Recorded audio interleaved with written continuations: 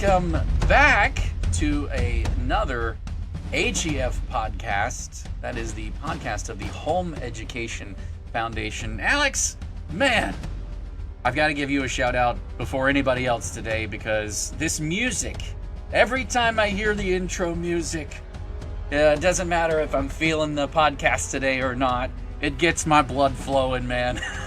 It gets me in the mood to share some information and some news.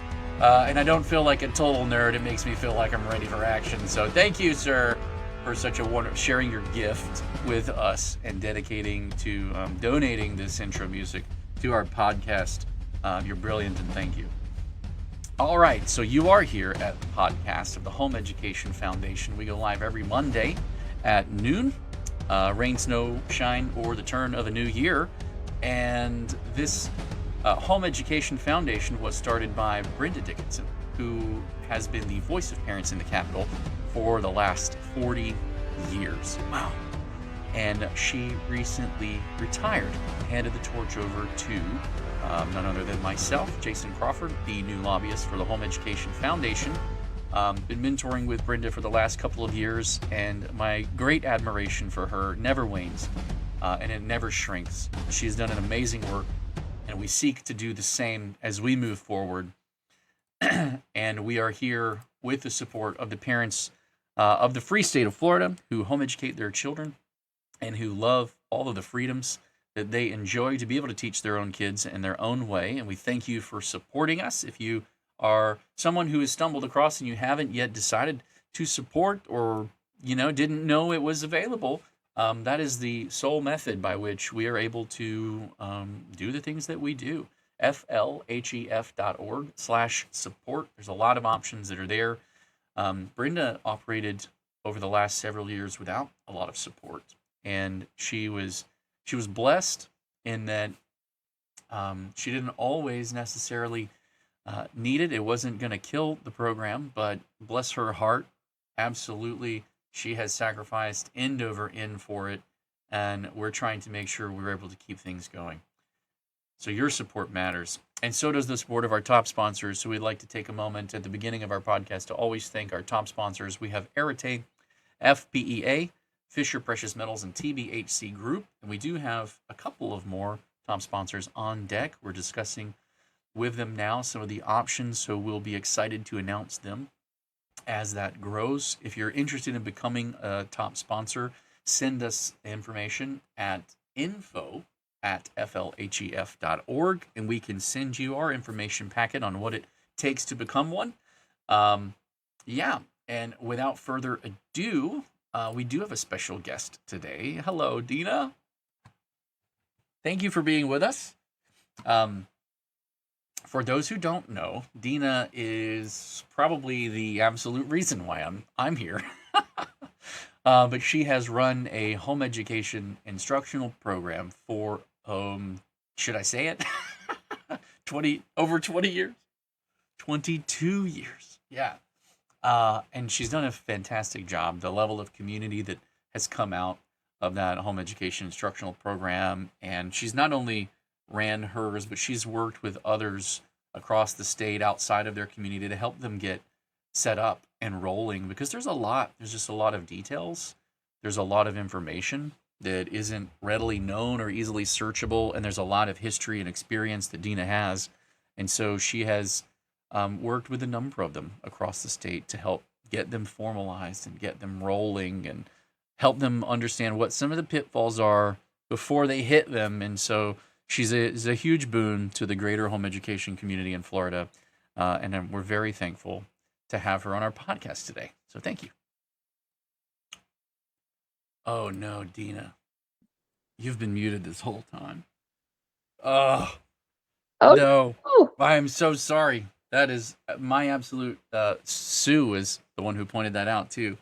Oh, we've got to go back in time. McFly left. So the my name flux is capacitor. Dina, and I'm a professional mime on the side. How was that? Yes. Oh man, it's that day. It's one of those. Now you're all with me in the day. It's a Monday. And what this day feels like. Well, Sue really wants to hear this one. We'll start over. So I'm thank so you, sorry. Jason. You're very welcome. Thank you for being the example that we're all Oh, human. you're very welcome. I am here to supply that. Anybody can homeschool. Look at us. Yes. You too can get involved in the political Yes. Yes. process. Oh, I was just saying that I want to thank you for the kind words, but I also want to say that none of this has happened because of me. It has happened because of a lot of really great people who have done all different parts to make our program happen. And I wanted to shout out to the team at HEED, Sue Pooch Farron and Liz and Jean, who over 20 years ago held my hand and helped me get started as they'd already been a few years into their program, and has been a constant source of encouragement. If you are in the Boca Raton drivable area, and I mean, I'd drive an hour, go check out HEED at takeheed.org if you can get a spot. yeah. But I highly recommend it. And I just want to thank my board members. I want to thank Joy and Beulah. And I want to thank Debbie and Jolene. If you guys are listening, you absolutely are the heartbeat, and I can't thank you enough. But I also want to thank, and I think this is the most important one, I want to thank my husband, because I could not have home educated my children. I have 3 that are raised and gone. One's a barber in the area. He's 33. Can you believe that? One is living in Kentucky, and he's finished pharmacy tech school and living up there. And then my daughter is a missionary in South Asia. She's 27.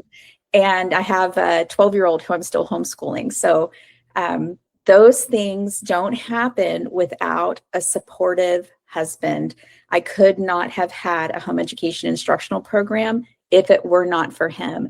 That's one of the things I love the most about the Home Education Foundation and our mission is that we are family first, and we support the amazing structure God put in place for how things can happen. Absolutely. Well, I'm so glad we doubled back to that because I feel, man, what a mistake. I have to get the microphones on separately, and so it's because that's how I just have to run the intro. But thank you for your patience and being willing to go back through that, because every one of those people is worth mentioning and people worth hearing. And I'm still so thankful you're with me today. So there was something interesting that I saw. I want to talk about some of the bills, and maybe let's do that first, and then we can talk about the article that we prepped. That way, if people are here for the legislative update stuff, they can get that, and we'll front load it. I had a great meeting, and I posted about this in Discord. So if you want updates when it's hot, like when it's the absolute now, and you don't necessarily want to wait until the podcast to get them, you should definitely go to our Discords, flhef.org/Discord, and you should join our Discord, because the Legislative Updates channel is where we put all of that information up, and it's active live. So you're going to get it like basically after I finish the meeting and I sit down and mentally dump all of my notes so I don't forget anything. You'll have it hot. We had a wonderful meeting with Senator Simon. He is running the physical education bill, and it does a number of things, one of which is rewrite the Craig Dickinson Act to be more uniform and fluid. And there were some concerns that I had about that bill and the way that things were worded. There was some punctuation, and yes, if you're listening and you're a student, you need to know punctuation matters. You got to get it right when you're writing. But there was some punctuation and conjunctions that made certain aspects of the bill include 2 things to happen, or else they could not happen. And that one of those things was in regards to the home education students who are trying to participate. After a lengthy discussion about home education athletic cooperatives, which were also mentioned in the bill and moved to a higher position of hierarchy I'm nerding out, I know, I'm sorry. They're basically, the way they described it to me was like Russian nesting dolls. So here's where you start, and then once you start here, the next one comes out, and then the next one comes out. And if there are additional ways in which participating changes as you go, that there's a flow to it. So you'll start at your school you're enrolled in. And of course I said, okay, Senator Simon, home education students aren't enrolled in a school. So what happens next? Then it's a matter of, you're either participating as a part of an athletic cooperative, a homeschool athletic cooperative, or, on and it tiered down from there. And so some of the things that we discussed with him kind of helped illuminate the challenges that creates, the burden that puts on the FHSAA, and the need for criteria to more adequately process those. Then, someone from the FHSAA kind of dropped in the conversation that it takes about 3 years for a member school, an FHSAA member school, to get processed and vetted. And so, my eyebrows raised at that, because at this current time, there are only 5 in the whole state. And so there would be an immediate need for more. And as a 3-year process, they're going to look at your financials and your curriculum, and whether because they're, the FHSAA is governing schools and their participation, and they're treating homeschool athletic cooperatives as a quote unquote member school in statute. And so then they look through their curriculum to see if it's accredited, and there's all of these criteria. And I was like, that's a full stop for me. That's a lot of authority to an entity over things that are not extracurricular. And the orientation in this statute made that a big challenge. So we pressed for it to be cleaner, and gave them some suggestions. And as it turns out, we're very happy with the rewrite. Under this section, a student is eligible to participate in extracurricular activities at the school he or she is enrolled in. That's step 1. Home education students aren't enrolled in a school, so let's go to step 2. And this is where it would become pertinent for us. So a home education student, let me zoom in here. An eligible student may participate in extracurricular activity at a school other than the school that they're enrolled in, and so now this is the part that becomes pertinent to homeschoolers. The school in which the student is enrolled does not offer that same activity. So if they're enrolled in a school, the school doesn't offer that activity, they can play at another school. Or if they're a home education student, they could play at another school because they're not enrolled in a school.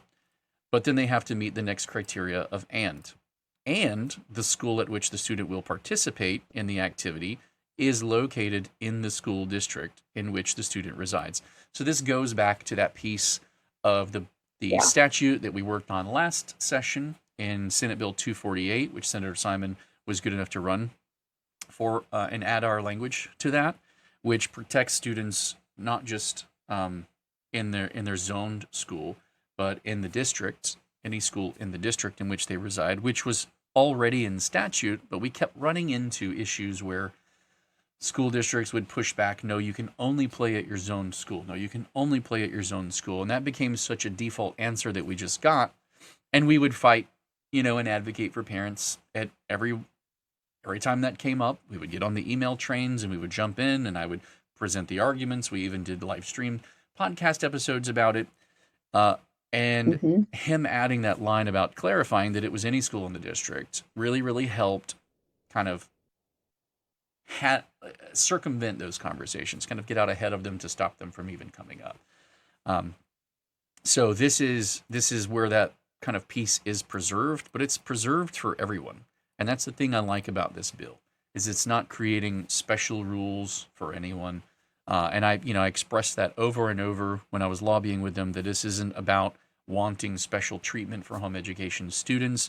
We are great. We're in support of the uniform process. We're in support of this language that they've chosen. And we think that if there's any school that doesn't offer that extracurricular sport or activity, rather, that the student should be able to play it at another school that does offer it. And there are rural schools, there are schools that struggle to field a full team. There are a lot of issues that are not just home education rights issue. And our goal was to thread the needle of protecting fair play while also protecting parents' rights to choose. And we think he's landed on language here that does that, but does that for everybody. And I think that's really, really strong. So we are in support of the amendment. We also, it was pointed out in our discussions that the lines that gave immediate eligibility have been stricken. That was one of the things that we talked about. It's creating some of the problem of people jumping from public school into home education for a couple of days to then go participate in a sport at another public school that was at capacity. And then they couldn't attend there because it's at capacity, but they didn't want to homeschool. They just wanted to be able to play sports there. So then they would go back to the public school they were at, but then they're participating in sports at that other school because by law, two things had to happen. One, the school that they participate in sports at, that's tryouts or practice, etc., is the only school they can play that sport at now legally. That was in statute. And two, they had to be immediately eligible. So they would jump into home education, go participate over there. They're immediately eligible to play, and then they would bounce back to their school. This created problems that they would call homeschoolers causing issues. And I had to pump the brakes on those conversations and say, these are not homeschoolers because they're not in it for the long haul. And if you remove the eligibility for people who are bouncing around, no homeschooler who's been here the whole time is going to be negatively impacted. This is a smart way to deal with the abuse without taking away the rights and the choice that parents have to be committed to their kids and teach them in their own way. But in doing so, they also kind of struck through some language that was for military families who get moved based off of orders. And I don't know that you're going to see it underlined here because it was basically just a don't remove it, let it not be removed. So it's a part of the normal statute, but I'll say that they added it back in. And so it is, I'm trying to remember exactly what line it was on. But let's see, military orders. Let's do a control find. There it is. Yeah. So if the student is a dependent, it's 405, line 405. Child, if is a dependent child of an active duty military personnel whose move has resulted from military order. So let's say that they're participating in a sport, they play, they're locked in by law to playing at that sport, but there are then exceptions for student transfers for our military members, and we think that's extremely important. Yes. Because as a military kid growing up, let me tell you, that is very important because the whole family gets to go with the orders, like it or not. And when you're in the middle of playing a sport or in an activity, and by the way, the fiscal year does not start in August, it starts October 1st. So you usually move mid-year, end of September, beginning of October, and you're in the middle of the season and you're ready to play. Yep. There are some other exceptions that were also kept, but these were very vital to us. That we also have a lot of military families that are home education families because they do get moved around, and that's a better option for them. But they're always on our radar. We love freedom, and we love our military people. So yeah, you're up there, in our sights, wanting to protect what you guys have experienced as well. So. And that I think that's pretty much the run of it for 538. We do like this. It's up. It's been referenced, so it's going to be heard this week. And before it was even heard for the first time, it's been amended, and we like the position that it's in. So the question now comes down to whether or not the House version is going to be similar or not. Oh, there's one more important thing that it does. It opens up pathways for coaches to be paid through Booster Club and additional support types of mechanics that they weren't recently in law. This was something that was discussed in one of the committee meetings before session began, and it's very important. Both Alabama and Georgia allow booster clubs to supplement the income of coaches, and so they're paid well, and we're losing a lot of really talented men.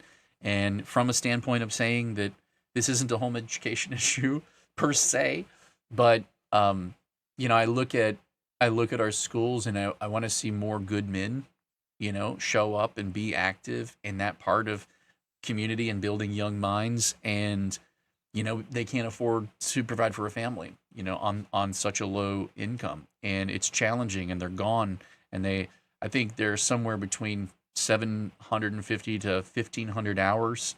and the pay is somewhere between $3,000 and $6,000 as a supplement, that's not a bonus that matches the work input. And if we're going to lose talented, good men who could be building in their own communities to higher paying gigs in other states, I think it's viable that we open up pathways for them to be able to be compensated similarly, so competitively at least. And so I think that's good, and I think it's a strong part of the bill, and it supports that is in the House version of the bill, though they may not be identical. And we did have a chance to meet with Representative Abbott, who is running the House version of the bill. He's doing a great job over there, and he listened to us. He didn't agree with us, but after some good conversation, he was like, I think there's some room here, and he's going to amend his. He's going to send over some language to amend his to kind of tighten his up as well. And we're very grateful for him giving us the time to kind of speak and be heard and be a voice for parents in these situations. He's very narrowly aimed. His bill does not propose a full rewrite. He said that he doesn't think it really needs it, but it's aimed at the transfer students and the transfer eligibility and what we had discussed with the immediate eligibility issues that were caused. And so he's just kind of taking a scalpel and doing one specific thing and then addressing the issues for coaches rather than rewriting the whole section to address something uniformly. I think that there is a place in which both of these bills come together and create an absolutely awesome bill. And I would like to see that in negotiations as they come together, take the best pieces of each and move that forward into a powerhouse, because I think that both bills approach it differently but solve the issue. So I look forward to seeing what they do. Yeah, we're very happy with the outcome here. This is great. So, and then 318, that's some of the issues that there were some articles that I noticed emerged over the weekend, talking about how the Senate had unanimously passed 318, and they're just all of this millions of dollars has gone missing, and these doggone homeschoolers blaming for everything, and blaming Republicans. I saw there's that a lot article. of that, and I've got to say, caution to any article that you read. Nothing has been unanimous. The votes have just moved the bill on over because there's a lot going on this session. There is the governor wanting to do something about property taxes, but the Senate hasn't put forward a plan for that. The House is trickling out their plan. And running alongside of that, the Senate has put together their big education scholarship bill, which is essentially similar to the bill they ended session with and couldn't agree on things for between the House.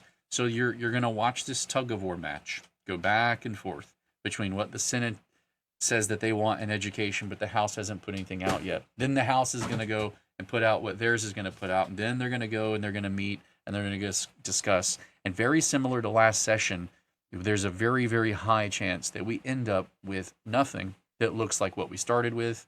There's a very real chance that we end up barely passing a budget like we did last session as well. And so it reminds me of hurricane season, Go on.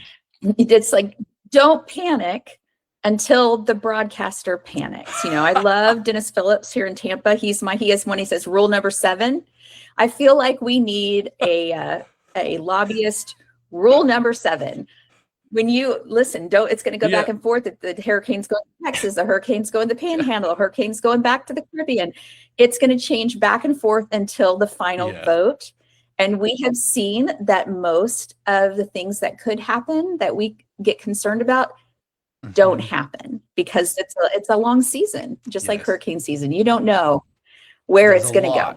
There's a lot that can happen, and subtle little changes, and you don't really know exactly. Many hands get in the pot, and there are different philosophies at work for the different leadership, those in leadership roles. And then there are also agenda items that they're looking to negotiate for in trade. And so then it becomes of whether or not they hold on to those agenda items hard enough to trade for something, or if something that they're philosophically against, is tied to, in tandem with, or connected in some way to something that's there. I will say that there's a very, very anti-screen time on the digital device end. There's this very, very big sentiment that's anti-screen time in the house, and it's hard to argue with. And so you don't necessarily see them going, no, we don't want digital devices in the scholarship programs, but all of the various aspects of those bills that touch virtual instruction or virtual this or virtual that, or lean more heavily on technology, AI in classrooms, etc. This is a huge debate that's running outside of the scholarship bill, that is running in some of the other artificial intelligence bills that are out there. What's the proper and appropriate use? How much is too much screen time? What are we doing to educate them and make them viable and useful and teach them technology, but then also not make them dependent on it, for various things? And so there are so many other things that what you do with the money also touches, and there's reason to think that nothing is unanimously passed anywhere. They just needed to move the bill so that it can start being negotiated on. So that's a long-winded way of saying hold your horses. That's right. Which the point you just made, Jason, about the anti-screen time, I'm curious how that's going to play out with the public schools, since the article that we read today says 52% of a public school student's school day is spent on a digital device. Let me get that article up so people can see it. So if 52% of the school children are allowed to, their time is allowed to be on a screen, how could you justify not allowing access to digital devices for home education? Yeah, certainly that's important to consider as well. That article is very interesting, and thank you for bringing it up so that we could pivot to it. This article was proposed, or it was posted on X, and then it was shared by Elon Musk. So it's very interesting to me to see that homeschooling is starting to hit some of these, the awareness, it's becoming in the front view and on the radar of, people other than us, tucked away, love our privacy, leave us alone, freedom loving homeschoolers, right? Over the years. And you're starting to see some of the mainstream people turn to it. One of my concerns is that it's being branded as a wave of the right movement. It's being branded over here. So I want to take a moment to remind people that home education in the state of Florida in 1985 was put in place during a Democrat-controlled legislature. And it was bipartisan. It was not a red movement. It was not a conservative movement. It was a movement of people on both sides of the aisle that cherish their freedom and don't like being told what to do. So there is some ability to give parents the authority back. And that trend trickled. It started back in 1980 to 1985, and you would see it become confirmed by 1985, and then you would see it slowly grow. And the big thing that kicked it on the map has to be COVID, because something that just blew open public education was people were forced home. They were forced out of bars and restaurants and schools, and they were forced to just be home. And so once they get home and they live this experience where they survive and they don't die as a result of man, my whole world didn't explode and I didn't have public school, what are they doing over there really? Then people start to look more under the microscope and put the methodology to test and really ask questions they weren't really asking before. It was like, oh, well, this is just the way we do things. This is what everybody does. It's hard to be a mom and drop your kid off for school, but do the hard thing moms do and let those kids go. And people are second guessing some of these things. And now, that was 2020. So we're 5 years into that big questioning bent that really propelled it. I don't know whether or not it's wonderful or beautiful or negative that the scholarship, the PEP scholarship, emerged at that same time, but it did create the perfect storm for people who are looking for options, coming away not feeling confident about them, but hey, look, here's a scholarship that'll help you explore, emboldened a lot of people to step away. So that's kind of the scene that we're in. And in the middle of so many people across the country watching Florida in this moment, you start to see more and more articles like this hitting. I mean, this is 2.5 million, views. That's wild. That's wild. So this person says, I have a bachelor's degree in education. I have a master's degree in music education. I've spent 20 years working for the system, and I've taught thousands of students. And my number one piece of advice is simple: homeschool your kids. And today I'm going to explain why. So this article just kind of goes from there and mentions a number of things. How she took it for granted. She would defend the system, or he or she, I don't know. This person would defend the system and pour 70 to 80 hours of work a week in investing time. And, the same way that you go to church and you ask somebody, hey, how are you? And then they're good, how are you? And we just have these little pieces of conversation where we don't critically think or dive into them and what they mean. It's like we just automatically defend public schools, and anyone who would even suggest otherwise is somehow, fringe or crazy. And I think that chipping away at the armor on that has been good, and it's made people ask a lot of questions. But then, that conversation, it needs to be had.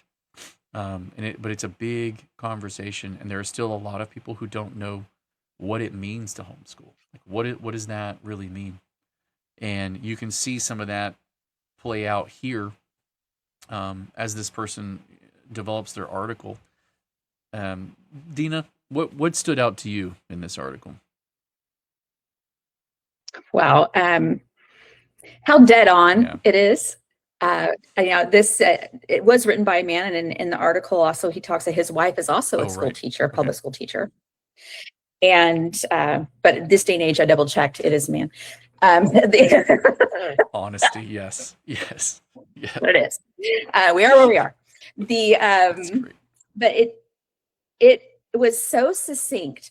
It was this article pretty much is the defense that for 25 years I have given for every person who has challenged, why would you homeschool?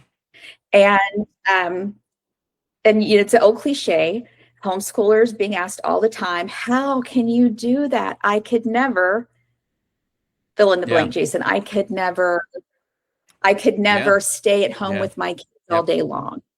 It would drive me crazy. I could never teach this, math, that, the other. I have teach math or whatever, or all the excuses. And this article hit on every single one of them. And it actually did not hit on what most people is absolutely not a faith-based article. No. There is not one mention of any faith. I have no idea if this author has any professed faith of any kind, nor is it talk about politics in any way. It's simply about the efficiency, the current state of the system and what it has turned into, and the realities of how much time it actually takes to educate your child if you're covering the areas that the public school is covering only. When you and I both know that most home educating families are covering that and 2 times more in areas they believe bring a well-rounded education to their child. We had a conversation the other day, and I think it went like an hour, and the kids were like, wow, that was short.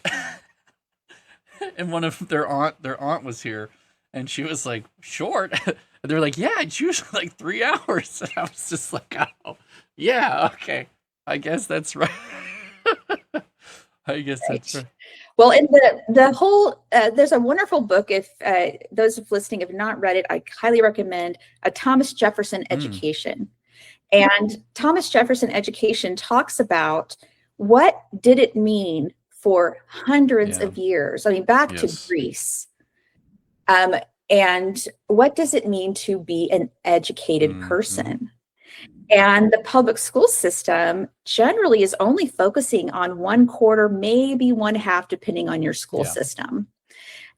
The idea that we need to put our child in a system for them to be well educated is really blown away, not just by this article, but by all evidence that we have now over 30 years Yeah. of study. Yeah. I think that's great. That dovetails into, I've been wanting to put together a book, because we've been studying Miyamoto Musashi and some of the old um, samurai code and of discipline and self-discipline and things like that. And a lot has emerged to me that's similar between that and the Bible, where Solomon writes in Proverbs various things. And I mean, they were 5,000 miles apart from each other and 3,000 years removed from each other, but yet they speak to some of the same like values. And so I've been pulling those together and looking at our homeschool method and how it is built on a lot of those same principles. But then I see a lot of parents coming out of public education. They're coming out of public school and they don't quite know how to break the system in their mind, right? So they'll come out and now the world is your classroom. That's something that this article says. That's our tagline, so it really piqued my interest. But to get your child formidable in life, to stand on their own feet, to be successful and to move forward. Life is hard. It's going to be hard no matter what they do, but to be able to think on their feet, think critically, adapt, and succeed in life, that's really the goal of an education, in its most simplistic form. And when you take a look at what your kid needs, what they're interested in, the most efficient paths to get that to them, because they'll self-teach in some ways and pursue different things. There's the system that we currently have in the public education system doesn't really apply itself that way, but it's become so propped up for so long. No one asks questions. We just accept that this is how you educate.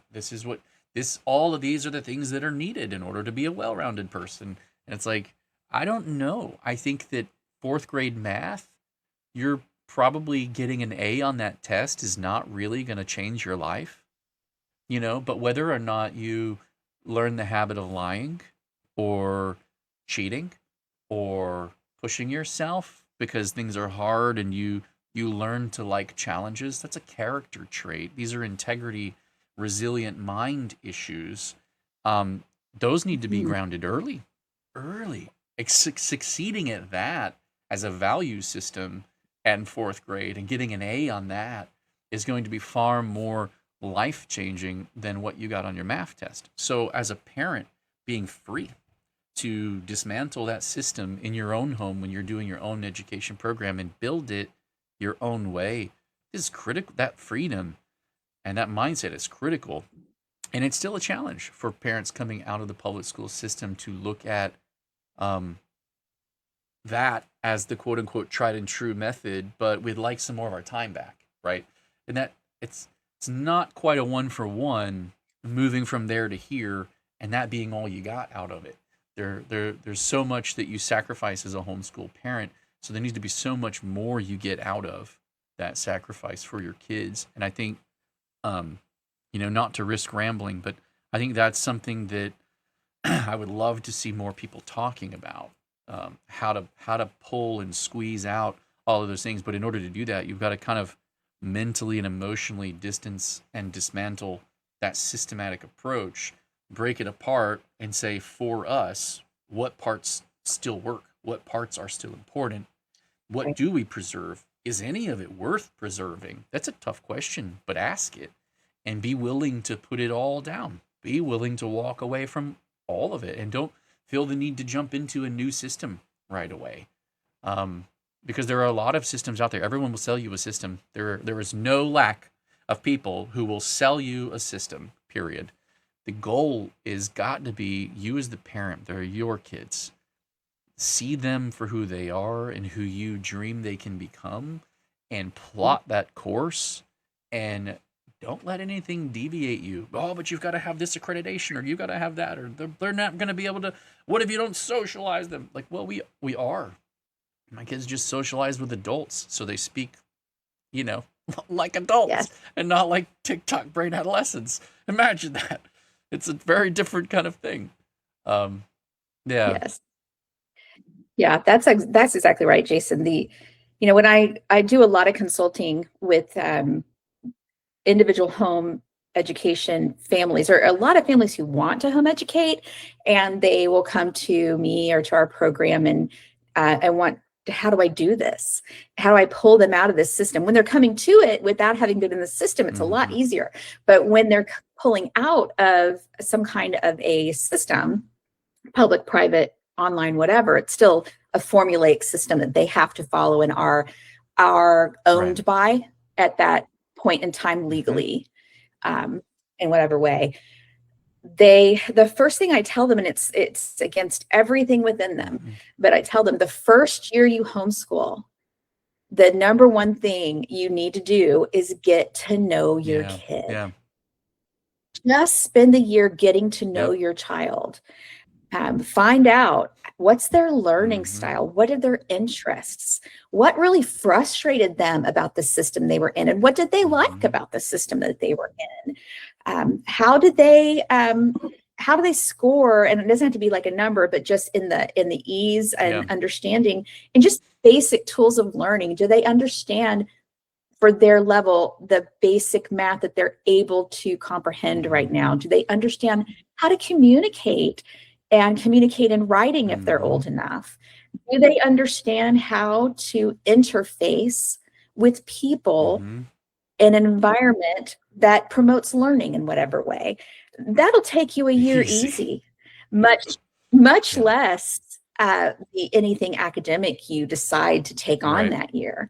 Because when our children are away from us all the time, and we have not been engaged in their learning process, the actual process of how does this child learn, and are they learning well in this situation, we are very blind to things about them, because we don't see that part of them. We don't see them wince when they're corrected and understand that they have an anxiety over being wrong that we need to work on, because we're going to be wrong.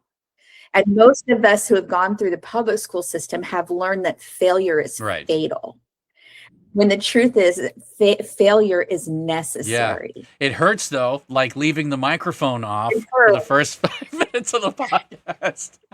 Guess what she won't do next podcast? Do we really understand what our kids' passions are? They probably don't either, because they aren't given any time to find them. And because their days are so structured in the school system. What will they gravitate towards? What do they love? What comes easy to them that you can accelerate, and what's difficult that you can slow down on? And do they learn better hands-on, or do they learn better visually? Those will take a year, and there's nobody standing there saying you have to start now and recreate everything they were doing in school. Yes, correct. And it's so difficult to break from that mindset, though, because like Delene just commented, and she says, hi, Delene, by the way, thank you for commenting. She said, it's very scary for us. The brainwashing goes deep. We've spent a few generations being told only they can educate us, that you have to have degrees to be qualified. We are in our 3rd year. Congratulations. And it's taken me this long just to realize how deep the brainwashing went. And I it's not just brainwashing, because that sounds so intentional. Like there's a playbook and they're operating toward it. Maybe they are, But I think sometimes the more insidious things in life are accidental. Like you have a public education system and you want people to be accountable. You want to make sure they're teaching good stuff. They want to make sure they're teaching well. So now there's a accountability measures, and there are programs that'll help get them on their feet. And It's like, wow, well, this teacher over here is really good, and what program does she go through, and what school, and oh, this school has a good program, and so you start to over years see patterns develop, and you wouldn't ever really want to see taxpayer dollars be spent without accountability and oversight, because we've seen a lot of that lately. Who wants to see more? Not me, hands down. So there are accountability guardrails, but then the guardrails become the only people who can do it. The guardrails shift at a certain point because it becomes the only way that it's even possible. Who could even imagine another way now that we've done it for so long this way? It's kind of like that. I heard one time that there was this young lady, and she was making dinner, Thanksgiving dinner, and she cuts the end off of the ham and puts it in and goes to bake it, and she was like, man, like why did mom always cut the end of it off? So she calls mom, and she's like, Mom, why do you always cut that part of the ham off when we cook it? Like, I don't understand. She goes, I don't know. That's just the way Grandma always did it. And so they call up Grandma, and they ask Grandma, and she goes, oh, well, we were poor, and we didn't have a pan that would fit the whole ham. So we'd cut the end of the ham off and save the other end of it. And she was like, what? So we're cutting the end of the ham off and we don't have to? Like, yeah, yes. You are. And that's... Yes, absolutely. It's also hard for generationally to accept the reality of what it means to be educated in one generation versus another generation. Right now, if we were to go back and talk to, let's see, if we were to talk to James Cook, and he found out that we did not know Edwardian script, he'll be mortified. Sure. He would, what? You need to know that. But that is not what needed to be taught in 1950 anymore. And then it changed to, we're going to learn cursive in this new font. And then now cursive is being dropped a lot. And there's a lot of people who have strong feelings about that. But James Cook didn't have to type. Yes, there is. He did not have to type, nor did he have to surf an internet. Yes. And there are only so many skills in a day that a child at a certain point can absorb, and skills for a time that, I did not need to worry growing up about understanding how to work on a computer. I never had to deal with that. I was a senior in high school when the school I was in got a computer lab. And my senior year, I got to take a computer course and learn DOS. Yeah. Yeah. I remember computer lab too. I was a little bit after you, but and that, like, if you were to look at that now and consider teaching that class, it would be remedial. It would be like, why would you even do that? I mean, we covered things like where the power button is, and where, how to open a program and how to close a program, and you learn flowcharts at 2 now because your parents hand you the iPad to keep you quiet while you're eating dinner at the restaurant, So some of the stuff that's needed now is how to understand hallucinations with AI, how to properly vet a source. Right. What's going on in tech is so massive and so momentous and game changing. And Charlotte Mason never had to contend with the never-ending swath of Facebook posts, but now that's also the primary mode through which people get any of their news and their critical thinking value, podcasts, and so it's like there are so many things that shift generationally as to what do you need to be formidable, and that as a parent, you're free in a home education environment. You're free to take a look at that, to look around you, and to walk circumspectly, to walk taking in everything that you see around you and go, this is what my children need, and to make that choice. And systems, I'm not saying that the school systems, I'm not saying that they aren't aware of that. They are aware of that. Most people they're not nimble. But systems move slow, very slow. And by the time they transition my kids out. Yeah, it's too late. Whereas when I see, oh, you're ready for this, you're ready. We're going to go, we're going to do it. Or, ooh, that subject is not needed. We do not That's need right. to know that. And so we just drop it. And I have the right to do that because I'm Yeah, and in it can take charge. 3 years or 4 years to get a bill to finally cross the finish line and raise an important issue, get enough awareness on the issue, agree on the language, get something passed, and by then your kid went from ninth grade to 12th and they're on to college. Like that's done. That those formative years and times are done. So the only way to truly be nimble is to teach them yourselves, take their education on, and you pick from all the stuff that's out there what they need to learn. Do you want them to learn Latin? Great, go for it. Like have them dive in. There are so many things that you can choose how to help craft their mind. For me, um, one of the biggest things that we have done over the last, I would say, over this past year is make a shift toward a physical regimen in the morning. So adding in a physical wake up regimen. So their feet hit the floor in 5 seconds the moment their eyes are open. They get a glass of water. They sit down and they read their Bible. They have food, and then they work out with dad. And this has become the like non-negotiable morning routine. And I've watched them take some of the principles that we discuss as we do these things. We do this and go through this together. And every day they start the day with a win because it hurts. It's difficult. I don't know if I can. I don't feel like it today, but we don't negotiate. We just push through and do it. And when it's done, when that Yeah. last push up is done, they smile every single time. They end the day with a win, Yeah. knowing something difficult I wasn't sure about happened and I won. And I can take that win Right. and propel through the academic rigor that's waiting for them, but it gives them a physical way to start. And I did it on a way where even when they're sick or we had to go to the hospital with mom when the baby was born and it could scale down to the smallest form and they could still complete it even in like a scaled down form. That win was important because that momentum helped them propel themselves with confidence into all the other things. And when they're young, that's critical.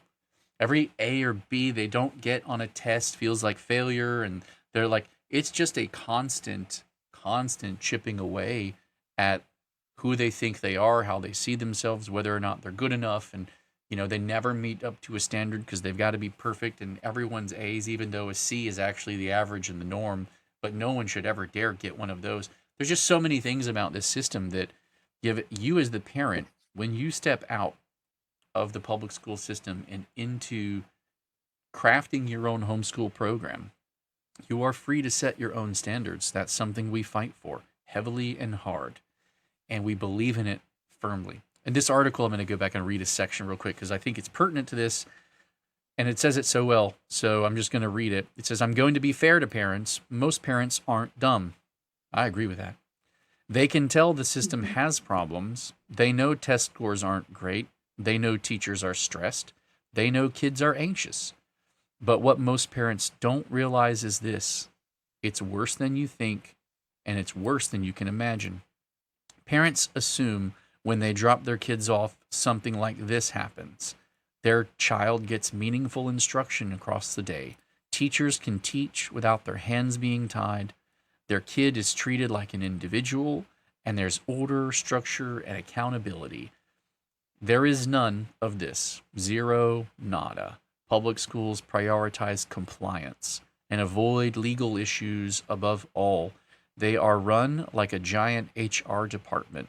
Walk through an average middle or high school classroom today. You'll see kids sprawled on the desk, heads down, talking while the teacher talks. Zero attention, zero respect. This disrespect is normal now. And then there's the other side of it. This is the part parents really need to understand. Screens. Districts are spending your tax dollars putting kids in front of iPads and laptops all day long. Research from the Rand Corporation found that a typical U.S. student spends up to 52% of their day on a digital device. That is daycare with a Wi-Fi bill. And I think that's an honest take. I think that's just an absolute honest take that all of the caveats that you mentioned before, what would we do? How would we afford? How would we go with one income? Both of us work. What would we do? How would we teach them? How would we this? Like, it's all that system that we're tied to. I couldn't possibly be with my kids all day. And so for so many, it comes down to just they need their daycare. And, it is hard. I want to be very careful as I say this because I'm not anti-public education. I think it needs to be a good product for the good of everyone who relies on it. I think it needs to be a strong product because a lot of people rely on it. But there is this place where, man, your kids' future, what they do, who they are, how they act, the person they'll become, life is hard for everybody. And in those moments when they're tested, is math the thing that holds them up? Is science? Is it history?